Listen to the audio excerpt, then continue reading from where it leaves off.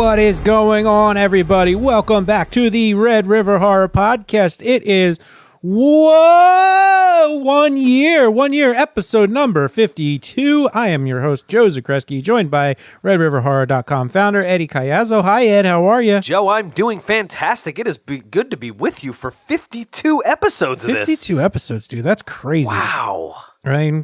Wow, indeed. So that's what we have no fears. We got podcasts for years. Sorry for the clip show. You know, Which we were talking about this. I think I might do a clip show. Yeah, I might put some stuff together for us. Could be a lot of fun. Yeah, some of the stuff we've tackled in this last year. But this episode specifically, we're going to get into some of the stats, who we've had on, what we've done, what their favorite movies are, what we've been talking about, and not to hijack the intro here, but Joe, I gotta say, we tell the story often all throughout these 52 episodes about how the podcast started for Red River Horror. So it started in quarantine during the corona, what is it, July of last year? And guess what? I am sick for the first time since we started. Congratulations, Thank dude. you. You really earned it. I know. It's not corona, but... No Rona. No Rona, but it's definitely a nasal clog. I had 2 corona tests now, so it's not the Rona, but I just wanted to get that out. I am actually sick for the first time in a year. Nice. Woohoo. You know what else is sick? The deal you can get at KeystoneRetro.com by typing in code Red River for 10% off your order. That is pretty sick. Keystone Retro. That's another thing that happened throughout the year. We got a sponsor, Keystone Retro. And from a good buddy who also started his own project in the heart of quarantine, who's been on the show a couple times. That's Steve, good old Steve Feast. So remember to check out, give support to a little local shop if you like buying some vintage stuff, especially wrestling. Yes, especially the wrestling. He's got a lot of cool wrestling stuff, and I might have some stuff for his $2 DVD bin. I think that's going to be a horror treasure trove by the time we're done with them. Yeah, probably. We'll build that boy up. Absolutely. So KeystoneRetro.com, code Red River. Thank you, Steve Feast. Happy 1 year to you. Yay. 1 year. So it's kind of wild to think about, just in the sense that it's like, it felt like we've been doing it for maybe longer, maybe less. Can't tell you. But it's been a real pleasure, and we've spent maybe every other episode talking about what the future holds. So we're not going to talk about the future because we've talked about it a lot. Yeah. So if you haven't listened to this show, sorry, you'll just have to find out as it goes. But let's just, let's talk about where it began. We'll just highlight it amongst ourselves. This is a year in review with Joe and Eddie for Red River Horror Podcast. I mean, I've been out of it for a while, and getting back to it just feels great to be doing this again as part of my weekly routine. It's a nice little escape. And kudos to you, Joe. I mean, there have been weeks when it has been extremely tough to put something together in my head and say, okay, I can do the podcast. We've been away at different times. Mm. You got married. My wife had a baby. You have been on the house hunt. Life has been crazy. And kudos to you. You actually have put one together even in my absence throughout these 52 episodes. So thank you for that. Well, thanks, man. I mean, this is for the love of the talk. But yeah, I mean, I was just thinking about the one of the goals that was when it started was to be a little more diverse, mixing up with interviews, even just us having different people on, and talking more than just doing more than just movies. And we've done that. And we're going to continue to do that. So, when I think about those things, I'm like, we're moving in a pretty nice direction. We are. And I'm glad you brought that up, because I think it segues nicely into just how diverse these last 52 episodes have been. I think we have our top 5 now. The jury's in, as they say, about what the top 5 performing episodes were. Yeah, I mean, we came out hot, and a lot of that is a huge thanks to More Than the Curve, which is a local blog news site for Conshohocken, PA, which is morethanthecurve.com. It's got some, articles about what's goings on, some interesting stuff. Some things that I'm very excited about because I just bought a house in Conshohocken. So hey, congrats! Hey, I do like it over there. So it's reminds me of what home used to be like, I guess. I don't know if that makes sense. There's a sense of home. Like, it feels like home. Yeah, it feels right. It feels right, walkable. Yes. It's got a good community feel to it. Stuff happens. It's young and hip, man. Not a bad spot to be. There's going to be some new retail coming there, and you can find out what's going on with that new retail coming to Conshohocken if you go on to morethanthecurve.com. Hey, maybe that Trader Joe's will finally pop up. Who knows? Ooh. But either way, so our very first, our top downloaded episode was a haunting in Conshohocken, which featured me and my old roommate Evan telling me a story about this old house that was turned into apartments and some weird phenomena that was going on there. And so, that was a fun conversation. Just remember the first time he told me the story, I'm just like, we got to record this. and the thing is, Ian. I'm sorry. Wow, that's a throwback. Yeah. Evan is a scientist. He's like, he can prove the illogical, and this was illogical to him. Yeah, and he didn't have answers for this one. Nope. So it was kind of cool. But because of morethanthecurve.com, that's a great local resource for people in Conshohocken. They shared that. I guess they must have picked up on the title. They shared that, went bonkers, so much so that our number 2 most downloaded episode was a place adjacent to Conshohocken. Which is Manor Road. Yes.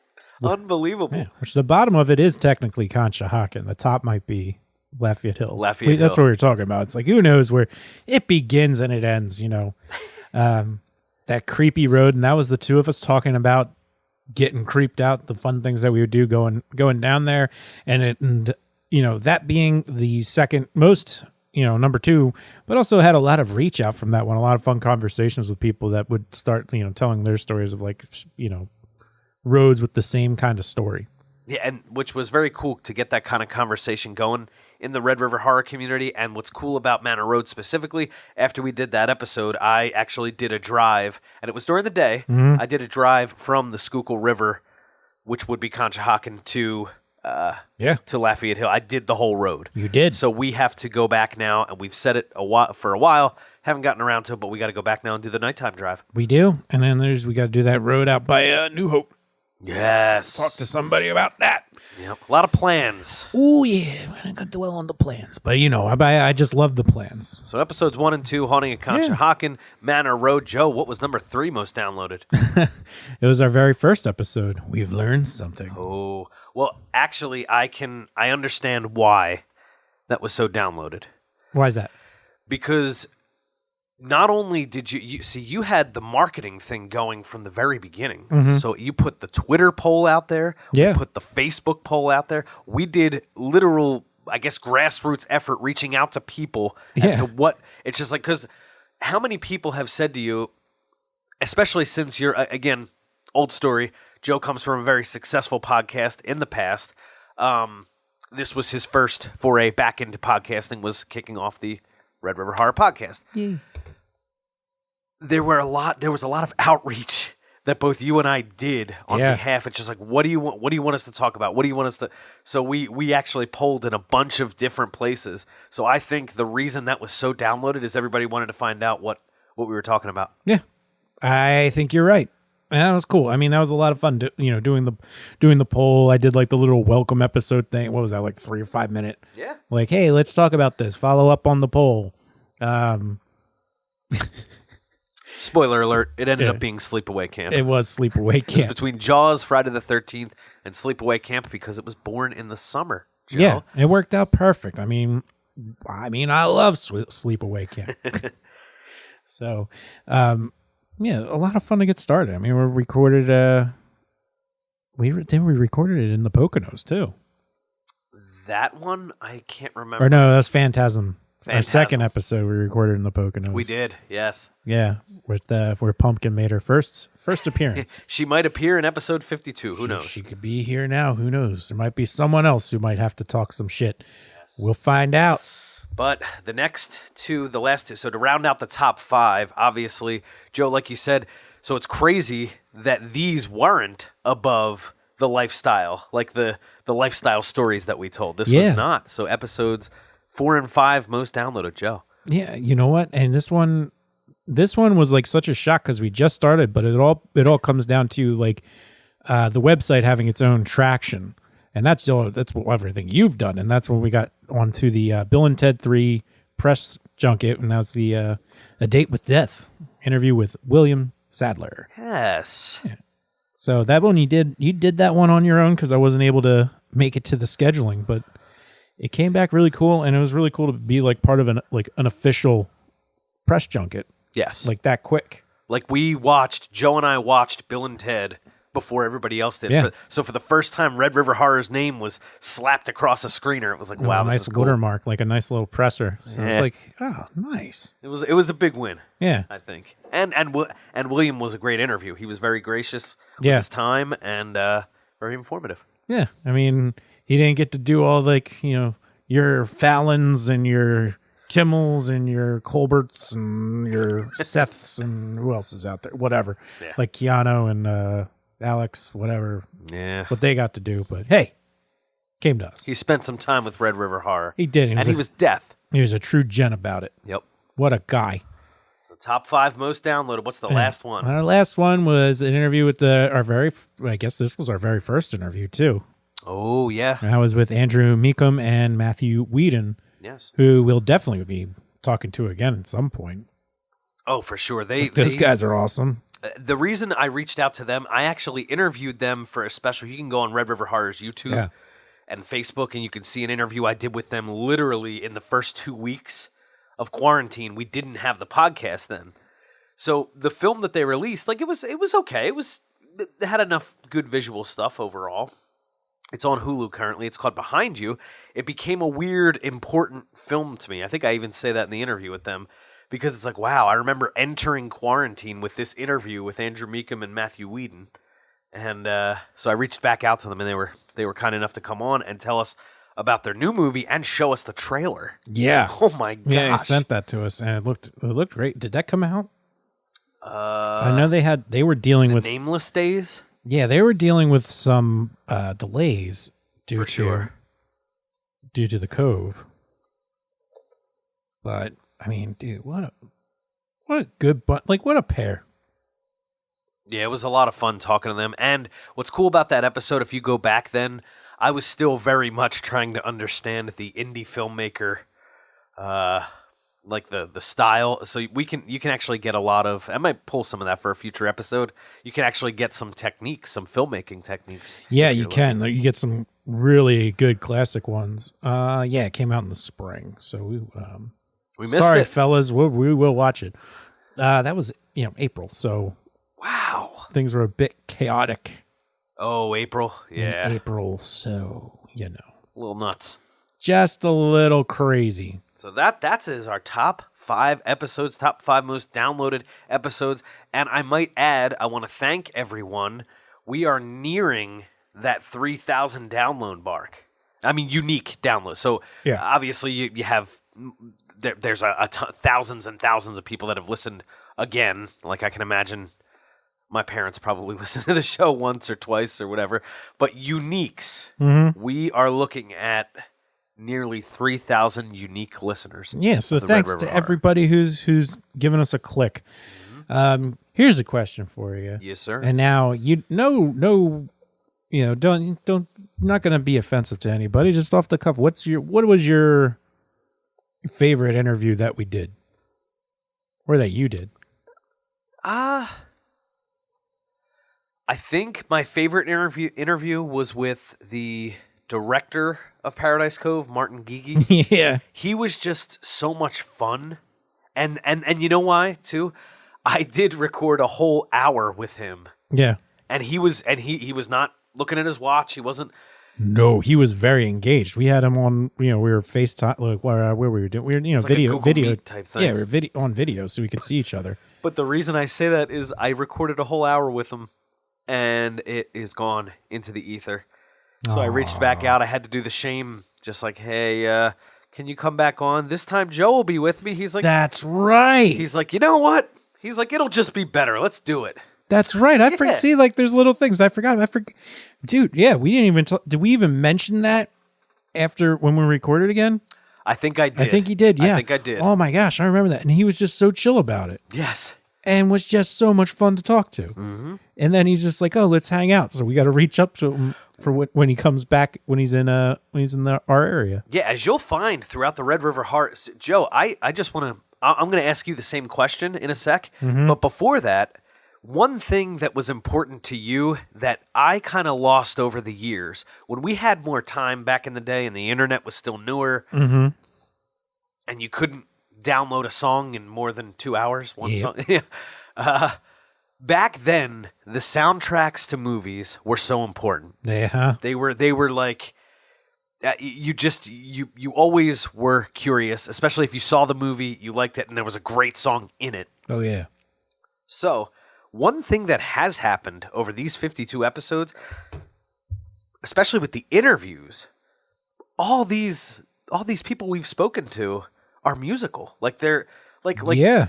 William Sadler plays the guitar, and he and I were talking about like how he started. Like he was back in high school. He got into it because, he liked impressing girls and stuff like that. Martin Gigi plays in a band. Martin Gigi's in a band. Courtney Gaines is in a band. So I think, inadvertently, you accomplished so much this past year with Red River Horror, bringing that musical element to the podcast. Even though we didn't go hard. No, we got to ask. We gotta, but it was really cool to see how many people in the horror space are play music, enjoy music. It was fun. Yeah, fun. I mean, even the two of us. I mean, we do it. Yes, too. I mean, it's just a wonderful side thing to do. Hey, if you get paid to do it, all the power to you. I mean, and the one interview we had that we never talked about, her side project was Olivia Lucardi. Yes, you're right. Like her photography, and we did, but and she was gracious with her time as well. Exactly. I mean, we were just having such a fun conversation with her. We didn't really get to it, but like she was super cool. Yeah. I feel very lucky to have had someone like that who's been in some pretty big projects and to share some of those details. So that was dope. Certain. So I guess unless you're pivoting, I want to ask you, what was your favorite interview that we've done? See, just because, I mean, it would be with Martin Gigi, but for the sake of just overall aftermath, where I was sitting there and I'm listening to this guy talk, and I'm like, just skeptical of everything that was coming out of his mouth. Sure. And he's like, you will see in May or June, the government's going to release information about UFOs. Oh, right. Right. And it's like, we got done. We're like, what? Well, yeah, okay. And buddy. then, hey, I mean, and he was dead serious. The guy's, that's Stephen Bassett. He's done a lot over in a long time being an activist for it. And hey, bang, we knew about it before. And then I was also the documentary filmmaker was Darcy Weir. Darcy Weir. Yeah. Really nice guy. Makes some really, really interesting docs. So I checked out a couple of his on Prime. Did you see the one with that guy from 2020 in Latin America? Because I was interested in that, and I just never got back around to watching it. I don't think I got to that one. Okay. But yeah, I mean, definitely I plan on checking out more of his stuff. It's just a matter of, having time to do it. This is my free time.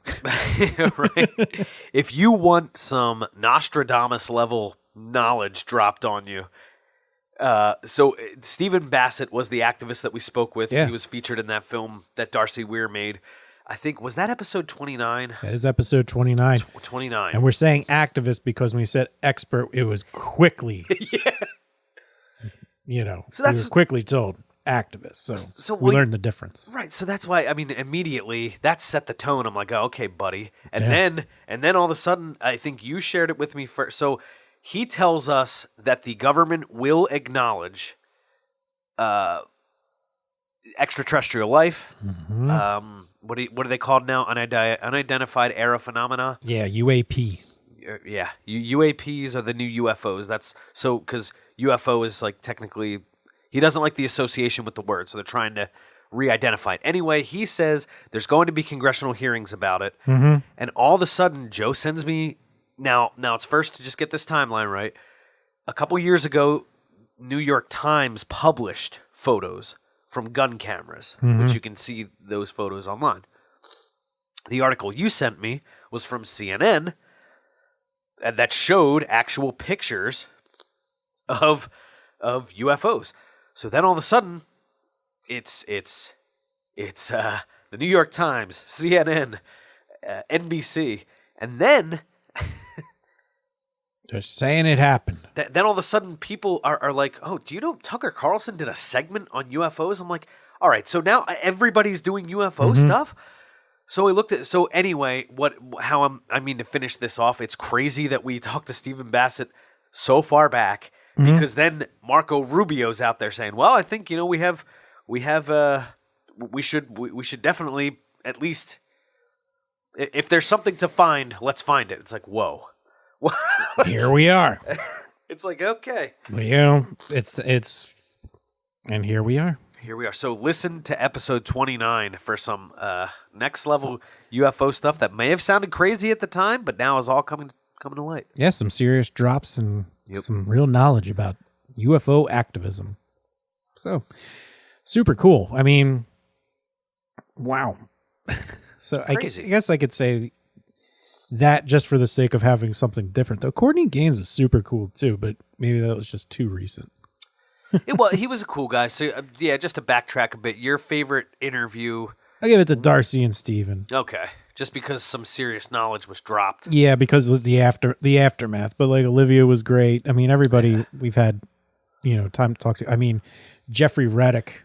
I know. That is one that I want back so bad because he was telling us he just has this incredible story of how he made it.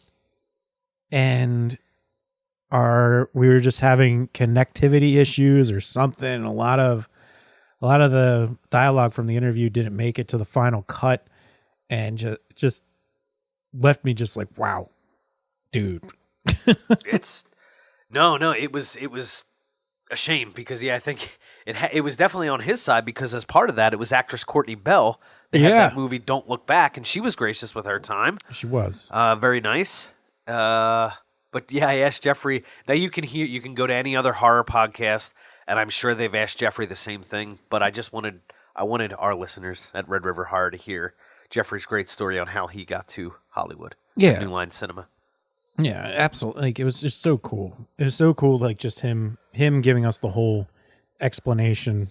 Yeah, and it's just mind blowing because it just doesn't seem like just anything can happen. So believe in something. Not a direct answer. So you loved them all. Well, no, I gave it. I'm giving it to Steven and Darcy. Weir and Bassett. All right, just for that because hey, we were there. We were there. Making headlines, baby. Yeah. Outside of that, I mean, outside of like interviews, some of my I love talking about the movies that we watched, like getting hyped for Spiral.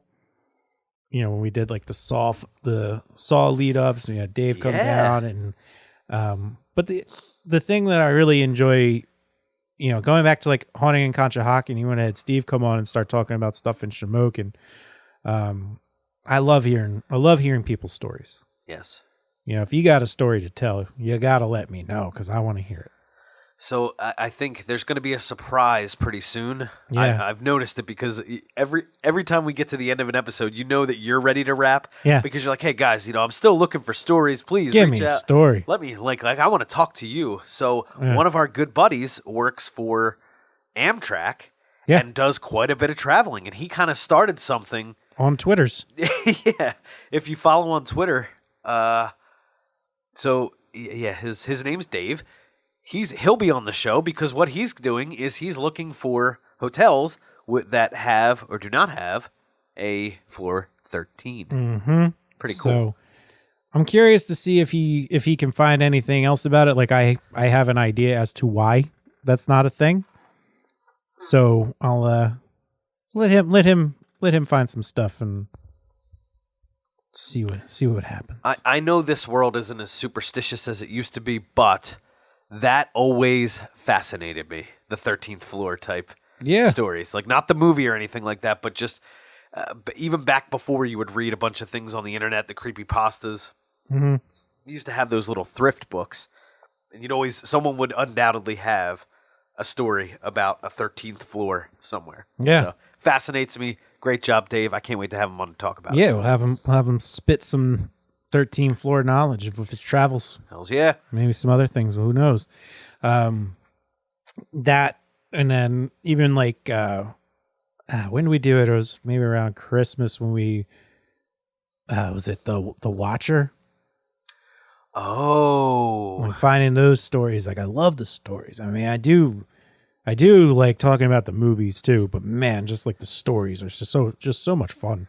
what was cool about that is I actually went back and listened to that. Like, I will tune in to make sure that it's posted and it sounds good on the different platforms, but I obviously editing it, and then as we went along started mastering it and things like that. I know what I know what the content is. Yeah. So I don't want to mess with our metrics, but I will give a listen on each of the platforms just to make sure it got there, how it sounds. And I went back, and that was one that I actually had to leave on and then drive Manor Road while I was listening to it, because it genuinely creeped me out. I had no idea it's a common story, no idea about the Watcher House in New Jersey. Yeah. Yeah, it's like, it was just mind blowing. It's so weird and just so creepy. That stuff gets to me. And that's, but yeah, I mean, when we talk about movies, I mean, I'm looking over at your screen real quick. Yes. And then one of the things with especially the horror genre is that I can, there's the in between, the love hate, and it's just like there's somewhere it's just like I just go like, my only reaction if I hear the title of the movie is just ugh. And so, for example, one of those is Wrong Turn, the original, where I'm just kind of like ugh. Yeah. And so the new Wrong Turn absolutely blew me away with just such a great idea, great concept. I hope they backtrack it. I hope the sequel's going further back in the history. It is so exciting with what they did, and that what Joe's referring to. That was, I think, our first dueling movie reviews, and we both thought it was pretty damn good. Yeah, yes, we did. I think the only one I'm like trying to think of, like, is there one that we've done that where we weren't on the same page? Might have been Spiral. I think I like Spiral more than you did. Yes, I appreciated Spiral though. Yeah, it was so good to go back to the movie theater. Yeah, on a quote unquote school night. Yeah, it was kind of nice. Yeah, I mean, but yes, I agree. I think you liked the film more than I did. Yeah, and you know what's cool about that? It's like, it gets you in the zone for, get you a little more hype for new stuff coming. Yeah. So I don't know. Here's little movie talk for you. What are you expecting from M. Night Shyamalan's Old? I expect that it will be good based on how good Split was leading up to. So M. Night Shyamalan has, I think we talked about with Nick from Movie Babble, who was on with us. Yeah. Whereas he appreciates the work that M. Night Shyamalan did after Sixth Sense and Signs and all the big ones. Yeah. I did not. I thought we liked The Village. Oh, I liked The Village a lot. With the Villages and no, so you didn't like Signs? No, The Sixth Sense, Signs, The Village, loved. Yeah, loved those three movies. Lady in the Water was not good. Yeah, The Happening was terrible. It was so. I mean, Nick was saying it was so bad it's good. That's where he was at with it. So just to get back to what happened was in that time, then M. Night produced the film Devil. Yeah. Which I liked. Then he released the film The Visit, which I liked. And then he put Split out, and I'm like, oh my gosh. Split is one of my top 10 favorite films of all time. Split's really good. I freaking love that movie. Yeah. So, and I'm sorry, I'm forgetting in the early days, Unbreakable. Jesus, What a great film. Sorry about that. Sixth Sense, then Unbreakable, then Signs, then The Village. Yes, I love those four. But what I'm saying is I expect Old to be good because Glass I thought was not that good. So I think he is due to make a really good in the flow of Shyamalan. Yes. I have high hopes for it, and you will get to see, we announced this a few episodes back, Stacey Lane Wilson is doing, again, it's not exclusive, but all the big box horror films, Stacey Lane Wilson will be reviewing for Red River Horror, so you'll get to see her take on it. Giddy up. Yeah, I mean, I got a feeling because the trailers and like I know it's based on a book, but I'm not going to do much research into it. I'm just going to watch it blindly. It's just the trailer looks really good. The concept seems really creepy, and the hardest part with the Shyamalan movies is like how does he twist? Because he loves a twist. Yeah, I mean, it's his trademark. So it's like, what's the twist gonna be? So I'll just read this from Google real fast. Old, considered a thriller about a family on a tropical holiday who discover that the secluded beach where they are relaxing for a few hours is somehow causing them to age rapidly, reducing their entire lives into a single day. I do have high hopes for this, but like you, I'm gonna read Stacey's review, of course, but I'm very excited. Very excited. Yeah, so, I mean, we talk about stuff that's come out for 2021. Wrong Turn, obviously, I mean, that's my, between that and Spiral's kind of my tops. So I think Spiral might be taking it. We know the Forever Purge is not, and I'm sorry, and be like, oh, well, you never watched it. I'm not going to, because I didn't hear anything good about it. I've not. If you've heard something good about it, someone let me know, because I didn't hear squat. No, I heard the Forever Purge was pretty. I mean, I was already not a fan of the Purge. I was excited because it was a new Purge film. I get that other people like the Purge for what it is, but I think you and I were even in agreement. The second one is good because you're actually in the stuff. The rest of the films are pretty condescending and stupid. Yeah. See, like I'm just like looking at all these things here. Like I'm like, oh, what else came out this year? Well, I'm saving some of these. We should probably talk Fear Street at some point, but today is not the day. Have you watched any of those yet? I watched the first one. Okay. It was good. All right, good. Well, I went the other way. I watched the first of American Horror Stories. I watched the first one of that too, just the first one. Yeah, parts 1 and 2. Yes. Well, that's all that was out now. I think the next one's about to drop, or it might have already dropped. And because I'm sick, you know what I actually went back and watched? What's that? Scream, the series. Oh, how was that? Very much MTV-ish. I mean, it's hey, but some of the kills were really cool. Nice. Yeah. Nice. And then we were both kind of let down by the Conjuring. Oh, The Devil Made Me Do It. The Devil Made Me Do It. Yeah, 2 out of 5 votes. It was not what I was hoping for, and not what No. What are you gonna do? I mean, we tried. The Conjuring movies proper 1 and 2 have been solid. That was not. Yeah, I think it was just the trailer was a little and like descriptions before it was released were a little misleading, but maybe we read about it wrong. I don't know, but hey, it's just the way it goes. Just didn't work. It just didn't work. I can tell you, one thing that we should do at some point, because I just saw the poster for it today, is the next Jordan Peele. Oh, yes. Nope. Yes. So like, all right, buddy, let's see what happens. And you and I in agreement. Well, yes, Get Out was great. Obviously an Oscar winner. I liked Us better. I thought Us was just so much Us was freakier. Good. Yeah. Like Us just gave me, Us made me like feel genuinely like, not afraid. Creeped. The concept itself is pretty. It's incredibly creepy. Yeah. Very, very creepy. Whereas like, Get Out is fun. Yeah, Get Out was good. Yeah. It had its creepy vibes. It was a good movie. Sure. It was a good movie. It just Us did it for me though. Us was better. I was like, wow, Jordan, I like it, man. Yeah. You are. This is your second horror film, and I'm in. Yeah, dude. So yes, Nope. I'm looking forward to keep seeing them coming.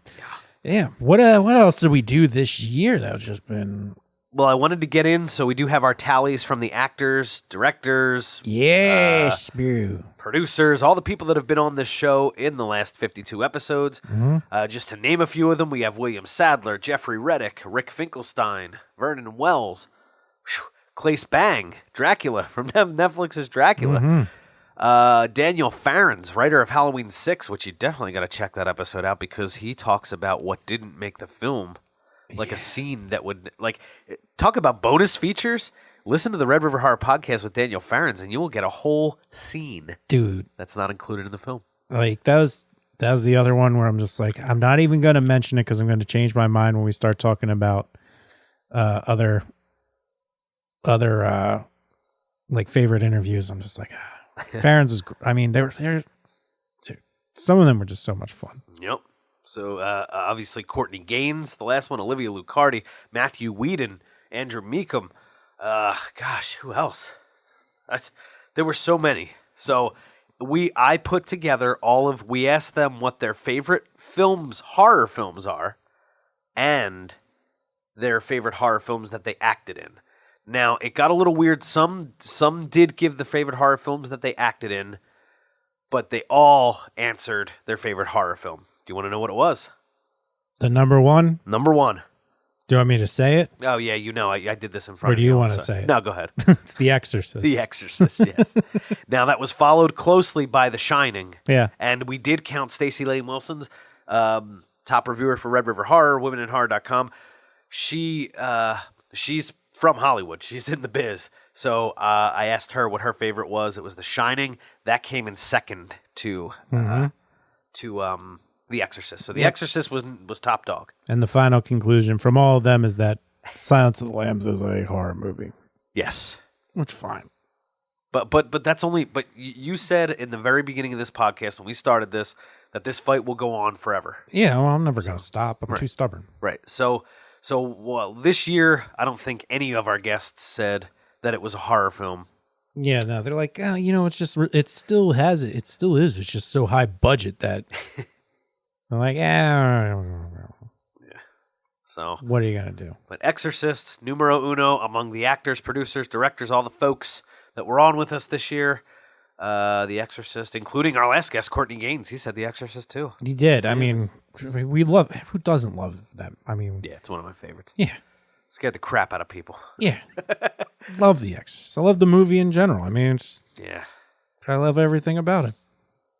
It's great. So that was one thing I wanted to get to. We did our top 5 downloaded episodes. We did, I think, a rundown of the list in the we did our favorite interviews. Yeah. Some newsmakers. Yeah. By way of UFOs. I expect that episode to get downloaded more as we keep going. Check it out. Try it out. Yeah. And now the favorite films from the people that have been on the program. Just others of note throughout those interviews. Obviously, the film Halloween and Nightmare on Elm Street. But nowhere close to The Shining or The Exorcist. So if you were to take a Red River Horror podcast consensus, maybe we do a poll in 5 years. I don't know. But right now, The Exorcist is the top dog. Exorcist numero uno. Yeah. Not surprised. I mean, not surprised. Yep. Yeah. So something to preview. We're going to have our good buddy Dave, not Dave Sullivan, who was on to talk about Saw, but Dave, we'll give his name because he'll be on the episode. Hold off on giving out his name. You got it. So he's going to be on with us to talk about 13th Floors. Who else? Oh, we're trying to reach out to Reggie Bannister from Phantasm. That's someone I want to interview. I think he's retiring. Yeah. Or did retire. Yeah, we got to hunt him down. Yep. The conventions are opening, so I expect to see some of these people in person. Tony Todd is the what is it? Oh, Moby Dick, the white whale. The white whale. we want to get Tony Todd on. I'm a huge Tony Todd fan. We need the Candyman. I met him. Talked to him. He knows we started Tony Todd Tuesday. And he's like, oh, yeah, thank you for that. But so he knows all that stuff, but we've never actually talked to the man. So hopefully he'll be available in time for the new Candyman film to come out. Hey, it's worth a shot. It's worth a shot. So, and we've almost forgot about that with the new Candyman coming out soon too. Oh, There's just so much good stuff.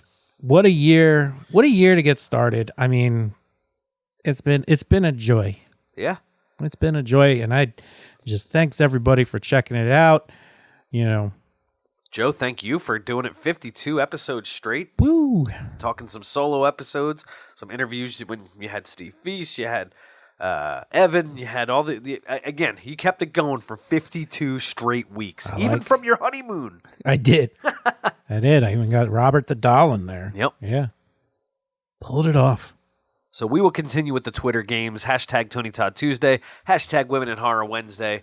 Joe, I'll sign off. I'll give you the rest of the time. But of course, hit up at Red River Horror, Instagram, Twitter, Facebook. Find us, tweet at us, play some games, have some fun.